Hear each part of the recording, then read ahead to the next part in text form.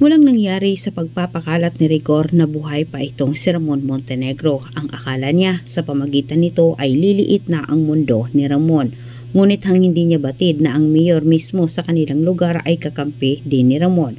Umaayon ang panahon kala Tanggol at Ramon. Samantala sila David at Rigor ang nangdidiin sa nangyaring gulo. Mismo ang taga roon ang nagpapatunay.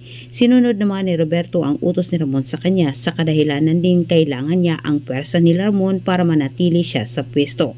Walang nagawa ang bagong hippie na kontrahin ang utos ni Mayor sa kanya.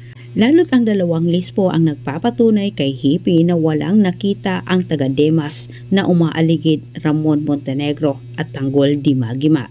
Samantala pinaayos naman ni Ramon kay Franco ang paglaya kay Tess. Nakalabas na sila Rigor at David sa ospital. Pero ang mga parak ang sumundo sa kanila. Inibitahan nila itong si David sa presinto. Patungkol ito sa reklamo sa taga-Dimas dahil sa gulo umano.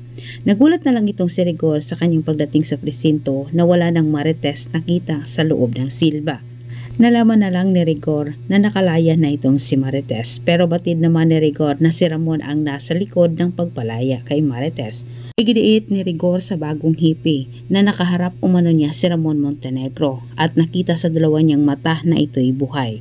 Ngunit hiningian din siya ng katibayan ng bagong hippie. Sa kasuwiang palad, wala siyang naipakita kahit lumalabas na si Rigor nga ang nagsimula ng gulo at walang Ramon Montenegro at Tanggol na nanggugulo sa ilalim ng Dimas.